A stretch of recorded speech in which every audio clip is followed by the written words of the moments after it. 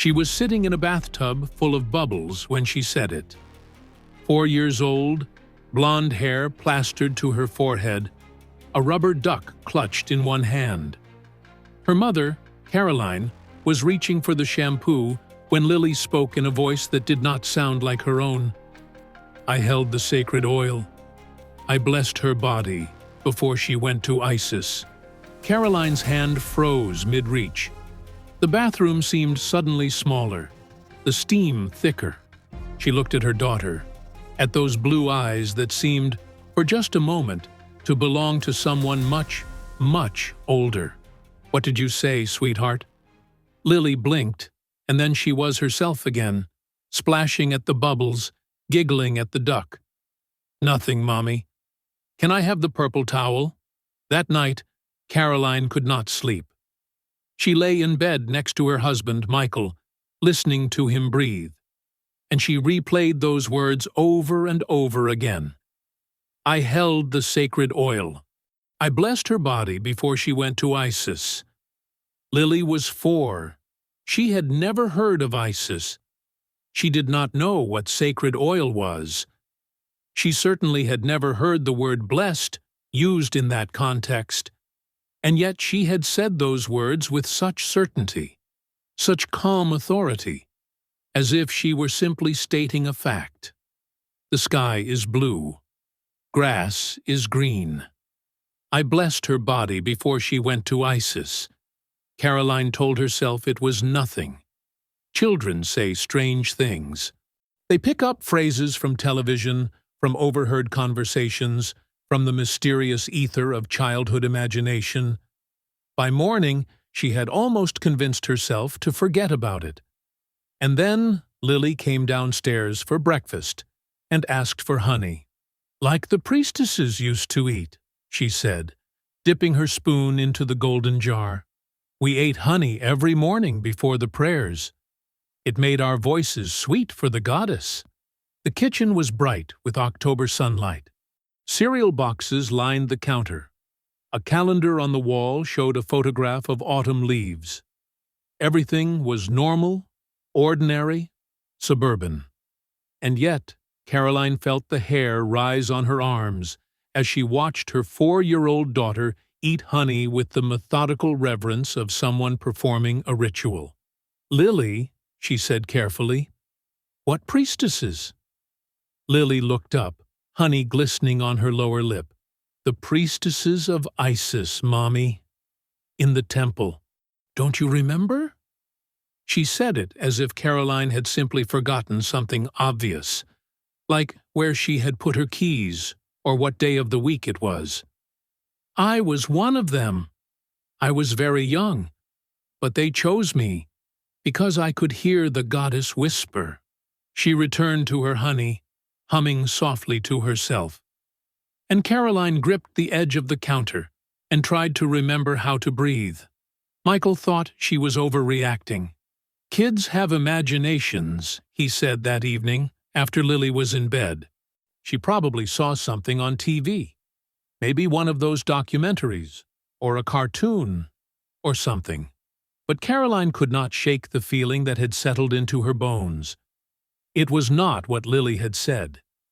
It was how she had said it. The calm certainty. The distant look in her eyes. The way her voice had dropped into a register that did not belong to a 4-year-old girl.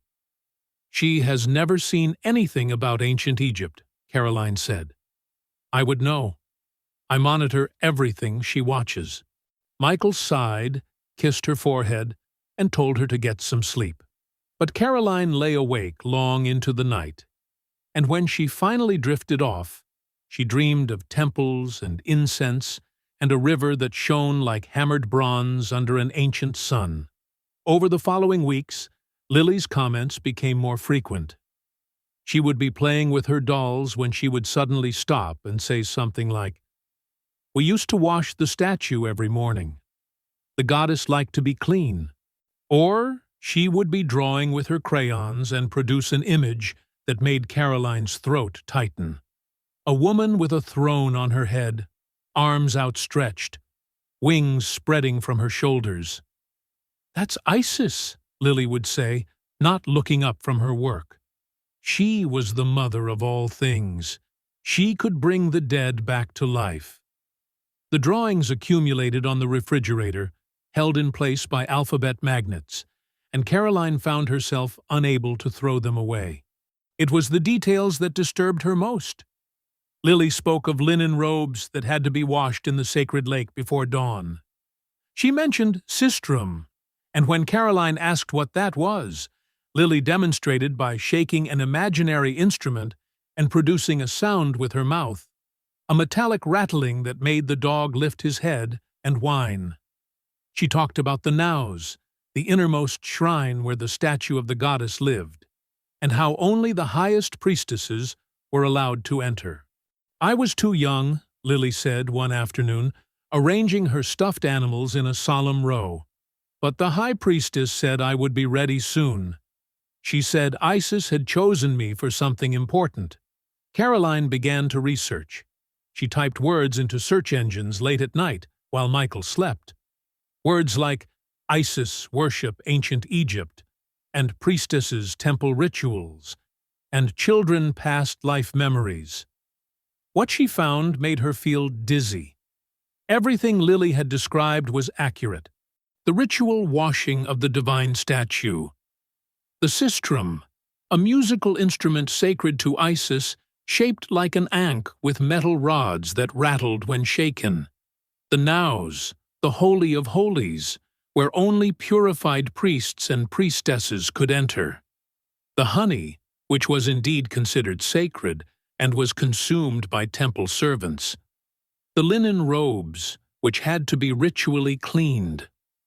None of this was common knowledge. Caroline had a master's degree in English literature. She had never heard of half of these things before her daughter started talking about them. She found a child psychologist named Dr. Eleanor Marsh, who specialized in what she carefully called unusual childhood memories. Dr. Marsh had gray hair and kind eyes and an office full of plants that seemed to lean toward the sunlight like worshippers toward an altar. She listened to Caroline's account without interruption, taking occasional notes on a yellow legal pad. And when Caroline finished, she nodded slowly. "I'd like to meet Lily," she said. "If you're comfortable with that." The first session was unremarkable. Lily played with blocks and answered Dr. Marsh's questions with the cheerful vagueness of any 4-year-old. Yes, she liked her preschool. Her favorite color was purple. She had a cat named Whiskers and a best friend named Emma. Dr. Marsh asked gentle questions about dreams and imagination and made-up stories, and Lily responded with tales of fairies and unicorns and a dragon who lived under her bed, but was actually very nice once you got to know him. Caroline began to wonder if she had imagined everything. And then, during the third session, Dr. Marsh showed Lily a book of photographs. Ancient ruins, temples, statues. "Do any of these look familiar?"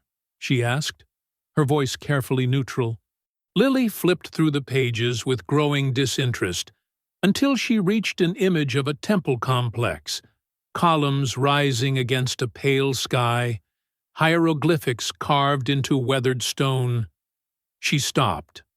Her hand, which had been turning pages with the impatient rhythm of childhood, went still. "That's wrong," she said. Dr. Marsh leaned forward slightly. "What's wrong, Lily?" Lily pointed at the photograph. "The colors. It's supposed to be painted. Blue and gold and red. The goddess doesn't like it when the paint comes off. We had to repaint it every year before the flooding." She looked up at Dr. Marsh with an expression of mild irritation, as if the archaeologists who had excavated this temple had committed some grave offense against good taste. "Why did they let the paint come off?" Dr. Marsh made a note on her yellow pad. Her hand, Caroline noticed, was not entirely steady. "What else do you remember about the temple, Lily?" And Lily began to talk. She talked about waking before dawn, when the stars were still visible and the air was cool enough to raise bumps on her skin. She talked about the procession of priestesses walking through the outer courts, their bare feet silent on stone worn smooth by centuries of worship. She talked about the smell of incense, kaifi, she called it, a blend of honey and wine and juniper and cinnamon and other things she could not name but would recognize if she smelled them again. She talked about singing hymns to Isis as the sun rose over the river, the words in a language she could not speak anymore, but could still feel on her tongue. Heavy and ancient and sweet, she talked about the statue in the naos, how it was dressed in fresh linen every day, how its face was painted with kohl and malachite, how it wore a crown of gold and lapis lazuli that caught the lamplight and scattered it like water. She talked about believing, truly believing, that the goddess was present in that statue, that Isis herself inhabited the sacred image and heard their prayers and loved them. Dr. Marsh listened. Caroline listened. And when Lily finally fell silent, having exhausted her 4-year-old vocabulary, but clearly not her memories, Dr. Marsh let out a long breath. "Lily," she said, "this temple you remember? Do you know where it was?" Lily thought about this, her small face scrunched with concentration. "By the sea," she said finally. "The great sea. And there was a lighthouse, the tallest building in the whole world. You could see it from everywhere." She smiled suddenly, a child's smile, bright and uncomplicated. "I like to watch the light at night. It went around and around and around. The Lighthouse of Alexandria, one of the 7 wonders of the ancient world, destroyed by earthquakes in the 14th century, visible, according to ancient sources, from up to 30 miles out to sea." Lily had never learned about the 7 wonders. She did not know what a lighthouse was, and yet she had described it with the casual familiarity of someone describing a neighbor's house. Caroline drove home in silence. Lily fell asleep in her car seat, her head lolling against the padded cushion, her mouth slightly open. She looked so ordinary, so much like any other 4-year-old girl, tired out from an afternoon of talking and playing and being asked strange questions by adults. Caroline watched her daughter in the rearview mirror and tried to reconcile this sleeping child with the voice that had spoken of ancient temples and sacred rituals and a lighthouse that had been dust for 700 years. That night, after Michael had gone to bed, Caroline sat in the living room with her laptop and searched for everything she could find about the cult of Isis in Alexandria. What she discovered made her feel as if the floor had shifted beneath her feet. The Temple of Isis in Alexandria had been one of the most important religious centers in the ancient world. Priests and priestesses from across the Mediterranean had traveled there to study, to worship, to dedicate their lives to the goddess. The temple had been a vast complex of courts and shrines and sacred lakes, painted in brilliant colors that must have shone like jewels against the Egyptian sky. The worship of Isis had involved elaborate rituals, daily ceremonies of washing and dressing the divine statue, hymns sung at dawn and dusk, offerings of food and flowers and incense. The priestesses had worn white linen and shaved their heads and bathed in sacred water before entering the inner sanctum. They had believed that Isis was the mother of all gods, the queen of heaven, the one who had reassembled the body of her murdered husband Osiris and conceived their son Horus through magic. They had believed that she could grant eternal life to those who served her faithfully. And in the year 30 BCE, as the armies of Rome closed in on Alexandria, as Cleopatra VII prepared for the end of her dynasty and her life, the priestesses of Isis had performed one final service for their queen. Caroline read this and felt the room grow cold around her. Cleopatra had identified herself with Isis. This was well documented. She had dressed as the goddess for public ceremonies, worn the crown of Isis, called herself the new Isis. The connection between queen and goddess had been central to her power, her legitimacy, her very identity. And when she died, when she took her own life rather than be paraded through the streets of Rome in chains, she would have expected to join Isis in the afterlife. She would have expected to become one with the goddess she had embodied. For this to happen, she would have needed the proper rituals, the proper prayers, the proper blessings. She would have needed priestesses. Caroline closed her laptop and sat in the dark for a long time, listening to the house creak and settle around her, and she thought about her daughter sleeping upstairs, her daughter who had been 4 years old for such a little while, her daughter who spoke of sacred oil and divine blessings, and a queen who had died over 2,000 years ago. The next morning, Lily came downstairs with a serious expression on her face. She climbed onto her chair at the kitchen table and folded her hands in front of her, and she looked at Caroline with eyes that seemed too old for her small face. "Mommy," she said, "I need to tell you about the Queen." Caroline set down her coffee cup. Her hands were trembling. "What Queen, sweetheart?" "The Queen I helped die." The kitchen was silent. Outside, a bird sang in the maple tree. A car drove past on the street, its tires humming against the pavement. These ordinary sounds seemed to come from very far away, from a different world. A world where 4-year-old girls did not say things like this. Her name was Cleopatra. Lily continued, her voice soft and steady.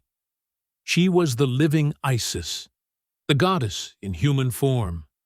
I was chosen to help her go to the goddess when she died. I was only 12 years old. She paused, her small hands tightening against each other. 12 years old there. I'm 4 now. But I remember everything. Caroline found her voice. It sounded strange in her own ears, thin and distant. "What do you remember, Lily?" And Lily told her. She remembered the day they came for her at the temple. She had been a junior priestess for 3 years by then, learning the prayers and rituals, serving the goddess in small ways, watching the senior priestesses perform the ceremonies that were still too sacred for her to participate in. She had thought she would spend her whole life in the temple, rising slowly through the ranks, perhaps one day becoming a high priestess herself. She had been content with this future. She had wanted nothing more. But then the high priestess had summoned her to the inner chambers, and everything had changed. "The Queen needs you," the high priestess had said. Her face had been grave, her eyes shadowed with something Lily had not understood then, but understood now. Fear. Grief. The knowledge of endings. The Queen has requested a priestess to attend her in her final hours. She asked specifically for one who is pure, who has not yet known the deepest mysteries, who can approach the threshold of death without fear because she does not yet fully understand what death means. The high priestess had taken Lily's hands in her own, and Lily had felt how cold they were, how thin. "You have been chosen, child. Will you serve the living Isis?" Lily had said yes. Of course she had said yes. How could she say no to the goddess? They had dressed her in the finest linen, so thin she could see her own skin through it. They had painted her eyes with kohl, and her lips with carmine. They had hung a golden pendant around her neck, the tayat, the knot of Isis, the symbol of the goddess's protection, and they had given her a small alabaster jar, sealed with wax, heavy with sacred oil that had been blessed in the innermost shrine. "This is for the Queen," the high priestess had said. When the time comes, you will anoint her body. You will speak the words I will teach you. You will guide her soul to the goddess." She had leaned close then, her breath warm against Lily's ear. "Do not be afraid, child. The queen is Isis herself. She does not die. She merely returns to her divine form." But Lily had been afraid. She had been 12 years old, and she was about to watch a queen die.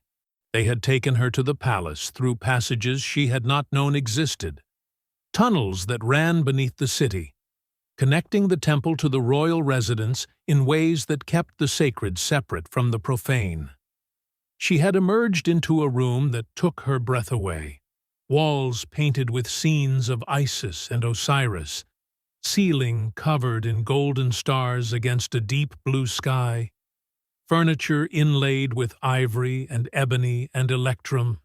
The air had smelled of myrrh and lotus and something else, something bitter and metallic that she had not been able to identify. And on a couch in the center of the room, surrounded by silk cushions and gauze curtains, lay Cleopatra. Lily stopped speaking.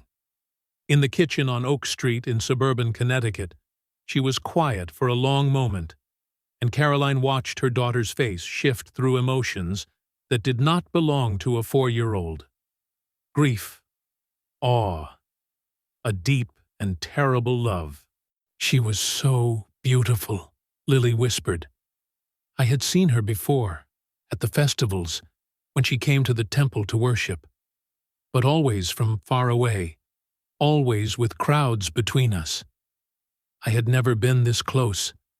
I had never seen her face, her real face, without the makeup and the crown and the costume of the goddess." Lily's eyes glistened with tears. "She looked tired, Mommy. So tired, but when she saw me, she smiled, and it was like the sun coming out from behind a cloud. The queen had spoken to her." Lily could not remember the exact words anymore, not after so many centuries, not through the veil of death and rebirth and forgetting that separated that life from this one.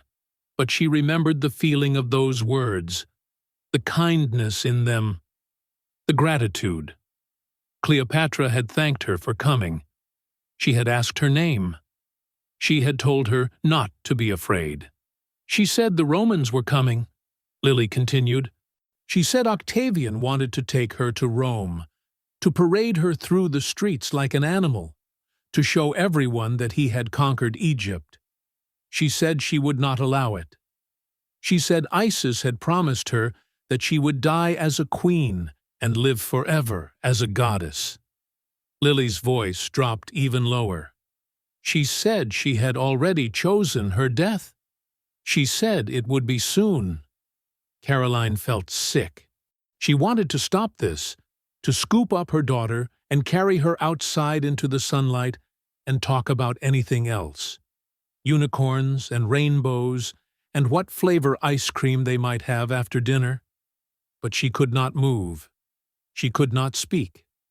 She could only sit and listen as her 4-year-old daughter described the death of a queen who had been dead for 20 centuries. There had been others in the room. Lily remembered them now, their shapes and shadows, servants and guards, and 2 women who attended the queen, Iris and Charmian, whose names Lily had not known then but had learned later, in this life, when she had read about Cleopatra in a library book and felt the shock of recognition like a physical blow. They had all been dismissed. Cleopatra had sent them away, all except Lily and the 2 handmaidens. "She wanted only women," Lily said, "only those who served Isis. She said men did not understand, could not understand, what she was about to do. She said this was between her and the goddess." They had prepared the room. Iris and Charmian had lit more incense, had scattered lotus petals on the floor, had draped fresh linen over the couch where Cleopatra lay. Lily had stood by the door with her jar of sacred oil, watching, waiting, her heart pounding so loudly she was sure everyone could hear it. And then Cleopatra had called for the basket. It was a simple thing, woven from reeds, the kind that farmers used to carry figs to market. A servant had brought it that morning, Cleopatra said, a gift from a well-wisher. But when she lifted the lid, there were no figs inside. There was something else, something that made Lily's breath catch in her throat, something that coiled and moved in the shadows of the basket with a liquid grace. An asp, Lily said. Her voice was barely audible now. A cobra, sacred to Isis, sacred to the pharaohs, the ancient symbol of royal power. She looked at Caroline, and her eyes were dark with memory. The queen reached into the basket, and the snake bit her arm. Once, twice, 3 times. And she smiled, Mommy. She smiled like she had just been kissed by someone she loved. The venom had worked quickly.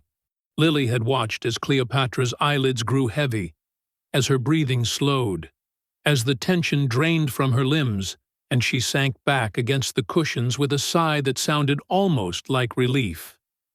Eris had begun to cry, silent tears streaming down her cheeks. Charmian had stood like a statue, her face carved from stone. And Lily had stepped forward with her jar of sacred oil, her hands trembling, her heart breaking, because she was 12 years old, and she was watching a goddess die. I anointed her forehead first, Lily said, then her eyes, then her lips, then her heart. She moved her hand as she spoke, touching her own forehead, her own eyes, her own lips, her own chest, and Caroline saw that she was not just describing. She was remembering. She was reliving. I said the prayers the high priestess had taught me. I called upon Isis to receive her daughter. I asked the goddess to grant her eternal life, to let her live forever among the stars, to make her one with the Divine Mother who had created all things. Cleopatra had opened her eyes one last time. She had looked at Lily, and Lily had seen something there that she had never forgotten. Not through all the years and all the deaths and all the lives that had followed. She had seen gratitude. She had seen peace. She had seen a woman who was not afraid to die because she knew, with absolute certainty, that death was not an ending, but a transformation. Thank you, Cleopatra had whispered. Those were her last words. Thank you. And then she was gone. In the kitchen in Connecticut, Lily was crying. Tears streamed down her cheeks, and she made no move to wipe them away. Caroline crossed the room and gathered her daughter into her arms, holding her tight, feeling the small body shake with sobs that seemed too big, too old, too heavy for a 4-year-old to carry. I stayed with her, Lily said, her voice muffled against Caroline's shoulder. I stayed until the Romans came. Iris and Charmian were dead too by then.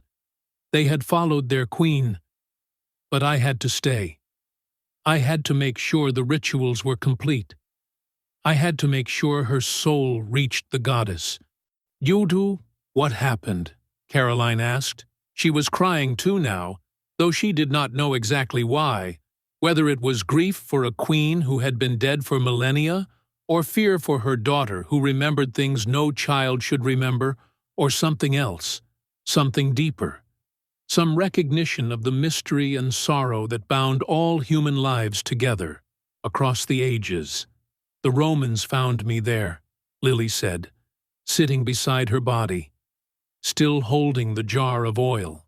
She pulled back from Caroline's embrace and looked up at her mother with red-rimmed eyes. They were so angry, Mommy. They had wanted to capture her alive. They had wanted their triumph. And she had taken that away from them. A ghost of a smile crossed Lily's face. She won. Even in dying, she won. Octavian himself had come to see the body. Lily had watched him enter the room, This man who had conquered half the world. This man who had defeated Mark Antony and taken Egypt for Rome. He had stood over Cleopatra's couch and looked down at her with an expression Lily had not been able to read. Anger? Admiration? Regret? Perhaps all of these. Perhaps none. He had noticed Lily then. He had asked her who she was, what she was doing there. She had told him the truth. She was a priestess of Isis.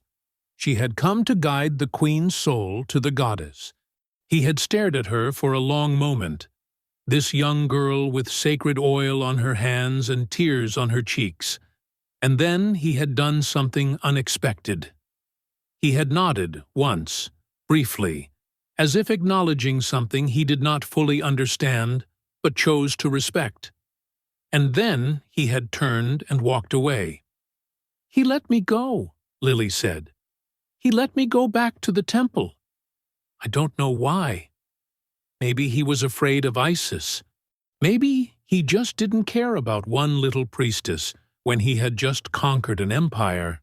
She shrugged, a gesture that was purely 4 years old, purely Lily. "I went back to the temple. I served the goddess for the rest of my life.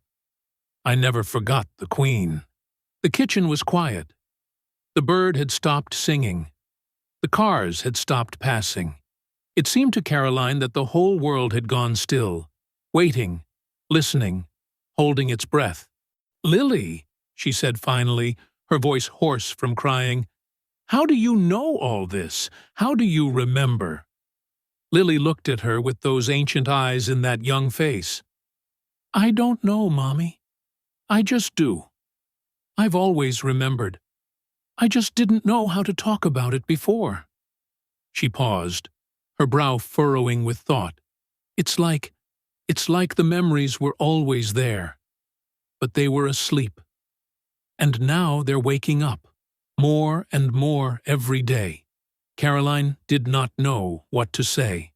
What could any parent say to a child who remembered dying in a previous life, who remembered anointing the body of a dead queen, who remembered the fall of an ancient civilization and the end of a dynasty that had ruled for 300 years? She held her daughter and stroked her hair and tried to absorb the impossible thing that had happened in her kitchen on a Tuesday morning. Dr. Marsh was astonished by what Caroline reported. Not skeptical, not dismissive. Astonished.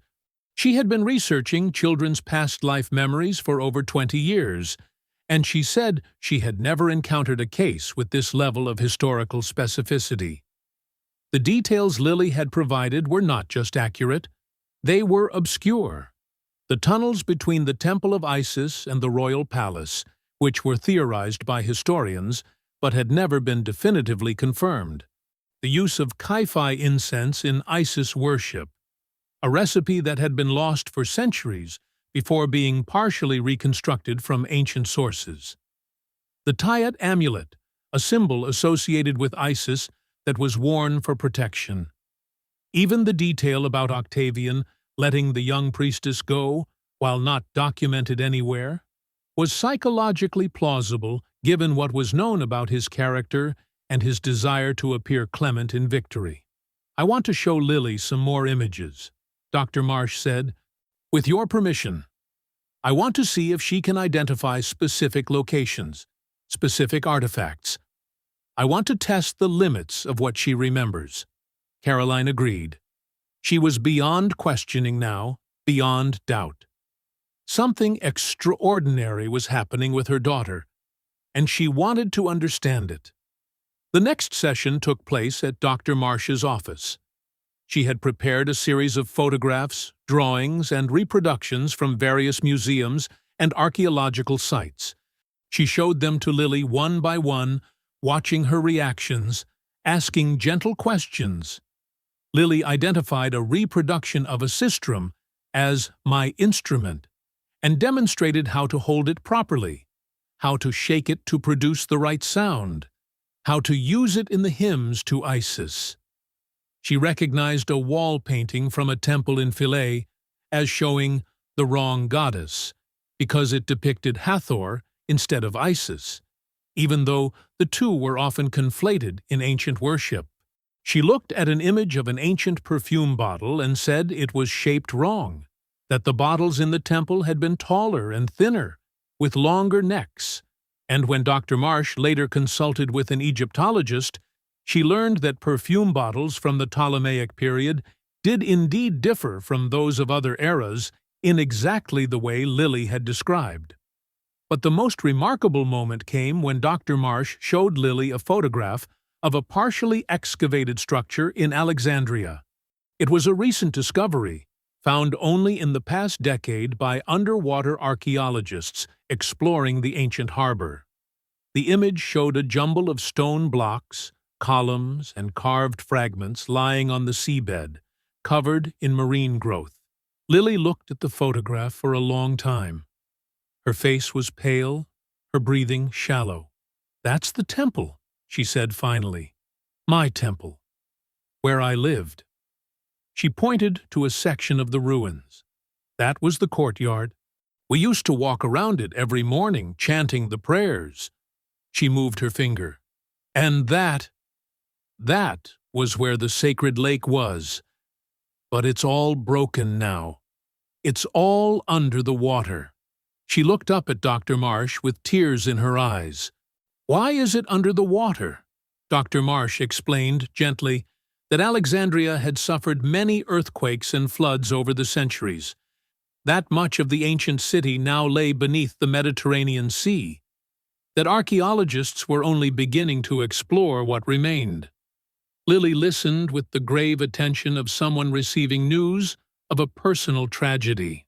"I'm glad they're looking," she said when Dr. Marsh finished. "I'm glad someone is trying to find it again." She looked back at the photograph. "It was so beautiful. I wish you could have seen it when it was whole." That afternoon, Dr. Marsh made a phone call to a colleague at a university in Egypt. Dr. Amira Hassan was an archaeologist who specialized in the Ptolemaic period, who had written extensively about the cult of Isis in Alexandria, who had actually participated in some of the underwater excavations of the ancient harbor. Dr. Marsh explained the situation, described Lily's memories, asked if Dr. Hassan would be willing to review the transcripts of Lily's sessions and provide an expert opinion on their historical accuracy. Dr. Hassan was skeptical but intrigued. She agreed to look at the materials. 3 weeks later, she flew to Connecticut to meet Lily in person. Dr. Hassan was a tall woman with gray-streaked black hair and eyes that had seen many strange things in many ancient places. She sat down across from Lily in Dr. Marsh's office and studied the little girl with the focused attention of a scientist examining a new specimen. "Hello, Lily," she said. "Dr. Marsh tells me you remember living in Alexandria a long time ago." Lily nodded. "Before the water came." "Yes, before the water came." Dr. Hassan leaned forward slightly. "I have spent my whole life studying the city where you say you lived. I have read every ancient text, examined every artifact, explored every ruin. I would like to ask you some questions, if that is all right." Lily looked at her mother. Caroline nodded. Lily turned back to Dr. Hassan and folded her hands in her lap with a composure that seemed far beyond her years. "Okay." What followed was extraordinary. Dr. Hassan asked Lily about the Temple of Isis in Alexandria, and Lily described the layout of the complex with a precision that made Dr. Hassan's face go pale. She described the great gate at the entrance, flanked by obelisks that had come from an older temple in Heliopolis. She described the forecourt with its altars for public offerings, the inner court where only initiated worshippers could enter, the hypostyle hall with its forest of painted columns, the sanctuary where the sacred image of Isis was kept.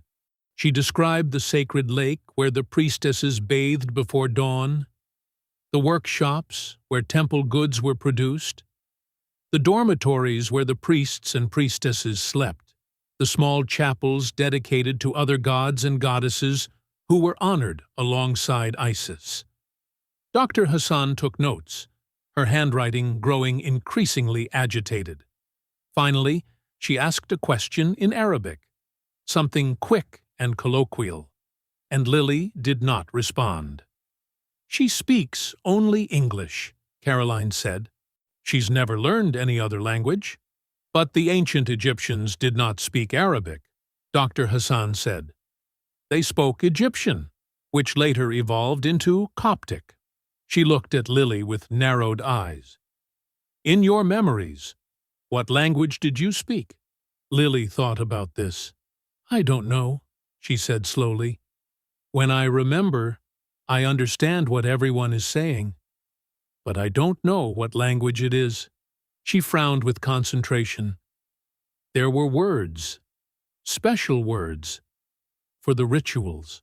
We had to say them exactly right, or the magic wouldn't work. "Can you remember any of them?" Lily closed her eyes. Her lips moved silently, as if she were searching through vast archives of memory for one specific item.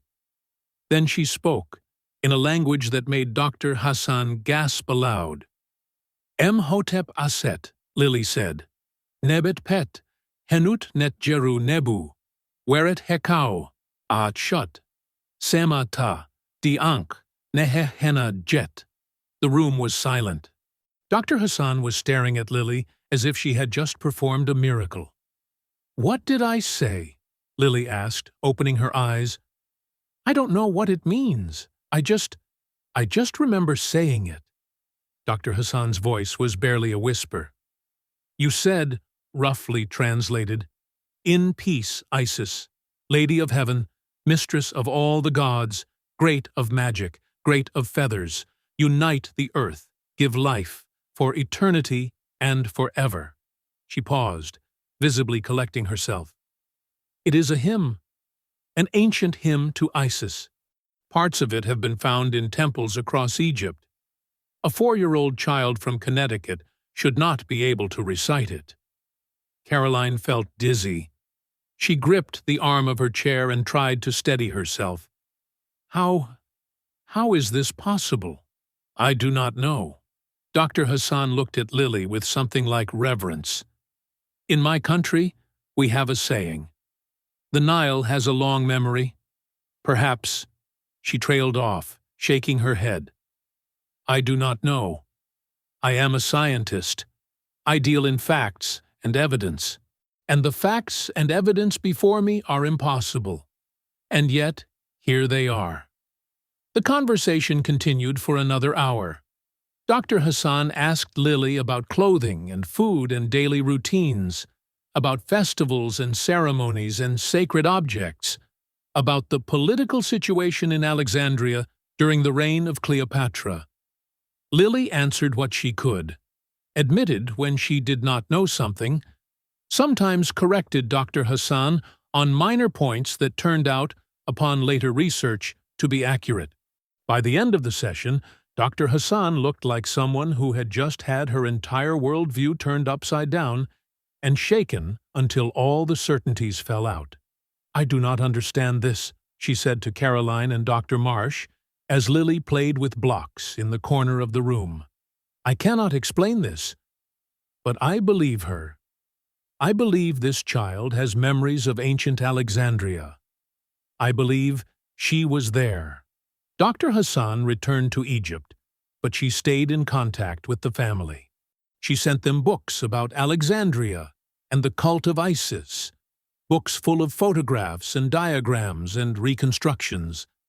Lily looked through them with the same mixture of recognition and grief that she had shown before, pointing out things that were right and things that were wrong, things that matched her memories and things that did not.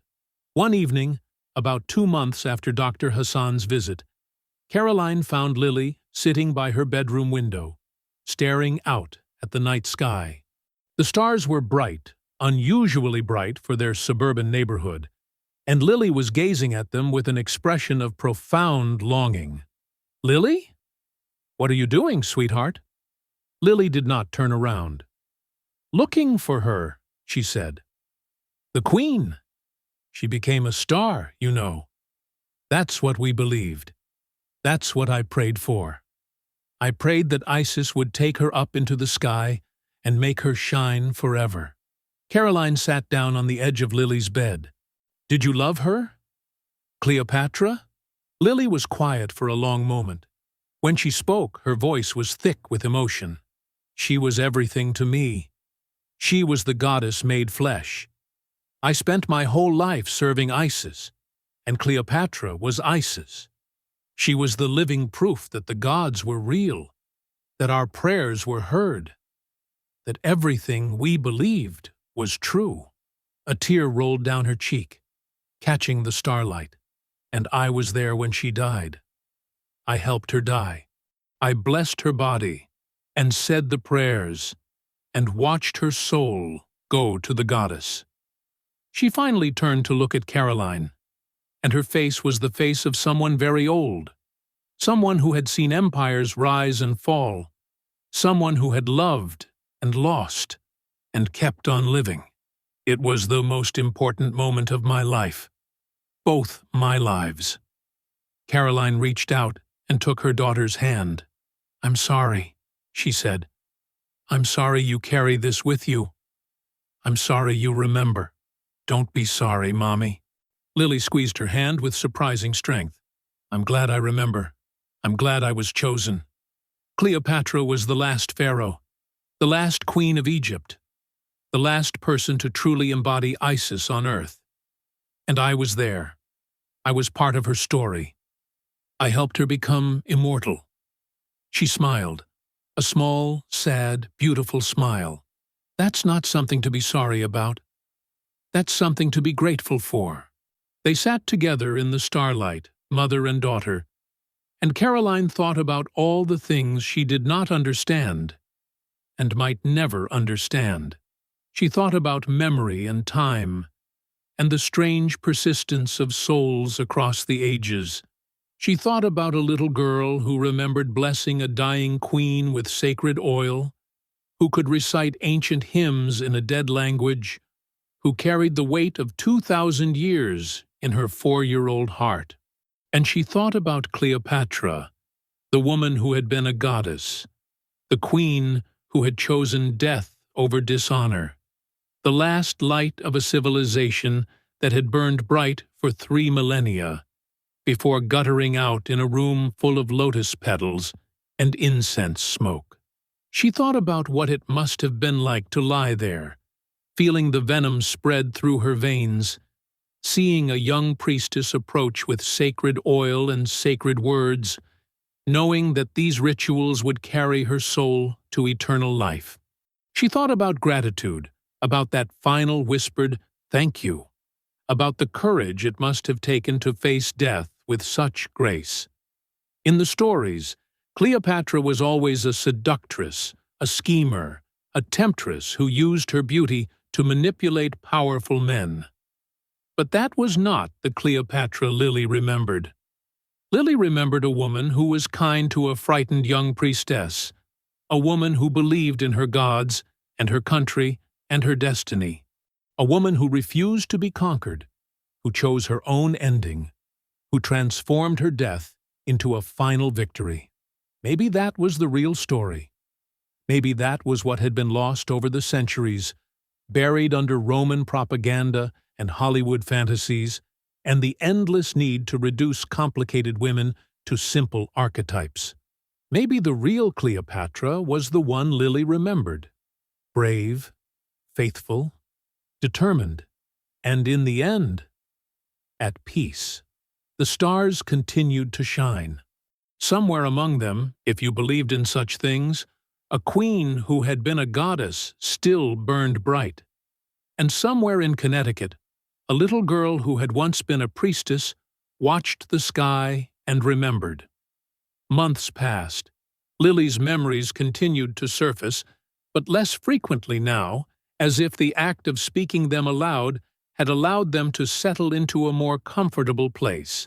She still talked about the temple sometimes, still drew pictures of Isis with her wings and her throne crown, still hummed melodies that sounded like ancient hymns.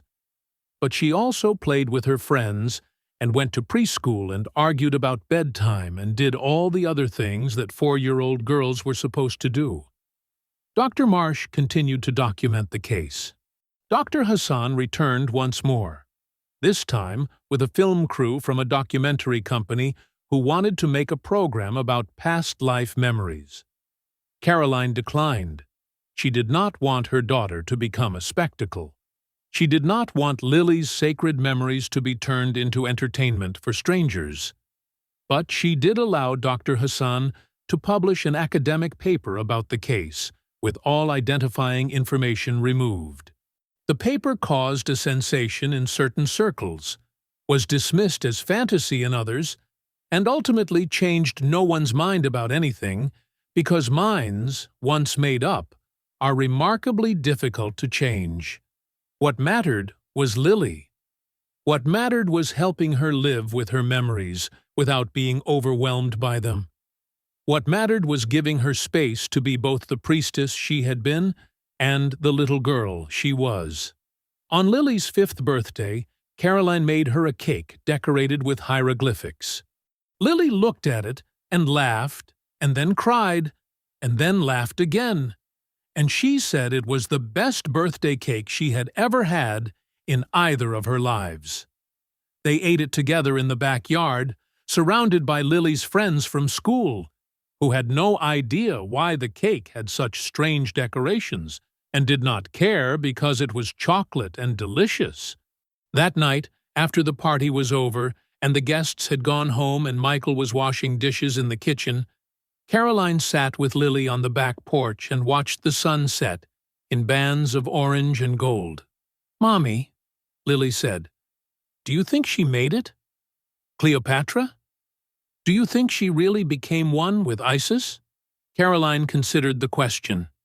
She was not religious. She had never given much thought to what happened after death. But looking at her daughter, looking into those eyes that held memories no child should have, she found that her skepticism seemed less important than it once had. "I think," she said carefully, "that you were there. You performed the rituals. You said the prayers. If anyone could help her reach the goddess, it was you." She put her arm around Lily and pulled her close. "So, yes, I think she made it. I think she's at peace." Lily leaned against her mother and smiled. "Good," she said. "That's what I've been hoping for a very, very long time." The sun sank below the horizon. The first stars appeared in the darkening sky, and on a back porch in Connecticut, a mother and daughter sat together and thought about queens and goddesses and the strange, beautiful mystery of life and death and memory. In Alexandria, beneath the waves of the Mediterranean, the ruins of an ancient temple lay scattered across the sea floor. Fish swam through corridors where priestesses had once walked. Coral grew on columns that had once been painted in brilliant colors. The sacred lake was salt water now, part of the endless sea. But sometimes, the archaeologists said, when they dove down to explore the ruins, they felt something strange, a presence, a watchfulness, as if the goddess had not entirely abandoned her temple, even after all these years. Perhaps she was waiting. Perhaps she knew that one of her priestesses had been reborn on the other side of the world, had grown up in a place of maple trees and autumn leaves, had remembered everything despite the veil of death and time. Perhaps she was pleased that the old rituals had not been forgotten, that the old prayers still echoed in human hearts, that the bond between goddess and worshipper could not be broken by something as simple as the passage of millennia. Or perhaps it was just the water and the silence and the human tendency to find meaning in empty places. Who could say? Who could ever say? All that was certain was this. A little girl named Lily had once been a priestess named something else, a name that was lost now, washed away by time. She had lived and served and loved and died, and then she had lived again. She carried her memories like sacred objects, precious and heavy and impossible to put down. And somewhere in the starlit sky, a queen who had been a goddess was shining still.